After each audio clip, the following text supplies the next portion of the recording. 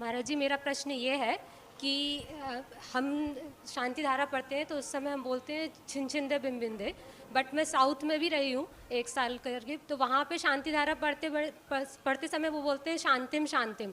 तो हमने उनसे पूछा था इसके पीछे का कारण क्या है, तो उन्होंने बोला कि हम सूक्ष्म से सूक्ष्म जीवों की रक्षा के बारे में सोचते हैं, तो हम ये छिन छिंदे बिम बिंदे नहीं बोलते हैं, हम शांतिम शांतिम बोलते हैं।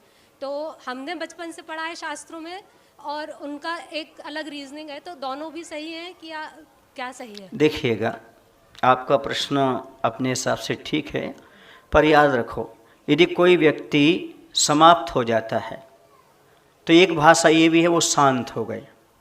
क्या बोलते हैं आप लोग? वो शांत हो गए, ओम शांति बोलते कि नहीं बोलते? और यदि कोई खत्म हो जाता तो बोलते मर गए, खत्म हो गए, ऐसा ही बोलते कि नहीं बोलते? इसी प्रकार से ये एक अर्थवाच्य जैसे प्रतीत होते हैं। जैसे आपने कहा मोहिनीयम छिन्न भिन्न, मोहिनीयम शांत, मोहिनी कर्म शांत हों, मोहिनी कर्म नष्ट हों।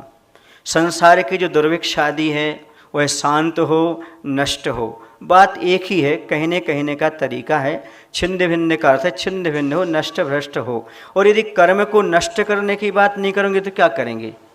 बोलो, आप बोलते हो अष्टकर्म दहना धूपम नृपामति, कल से बोलोगे क्या? अष्टकर्म शांत है ना? तो वहाँ पर उपयुक्त शब्द जो है, यदि आपको ऐसा लगता है कि शांत बोलना है तो शांत बोलो, और छिन्न भिन्न बोलना है तो छिन्न भिन्न बोलो, इसमें कोई बाधा नहीं है। हम किसी को मारना नहीं चाह रहे। जैसे लिखा है गो अज मारिम, तो गाय और भैंस आदि को जो मरी रोग है वो मरी रोग समाप्त हो जाए। छिंद छिंद भिन्न भिन्न राष्ट्र मारिम, राष्ट्र में जो भी दुर्भिक्ष बीमारी आदि है वो सब समाप्त हो जाए, खत्म हो जाए, शांत हो जाए। ये सब मेरे हिसाब से तो एकार्थवाची हैं। फिर जिसको जैसा बोलना है, जिसकी जैसी सोच है उस प्रकार से करता है। एक शांति धारा है, दूसरा पूजन है, और तीसरा भोजन है। इसमें बहुत सारे विकल्प हैं, जिसको अच्छा लगे और आगम सम्मत हो उसका पालन करें। नमस्ते महाराज।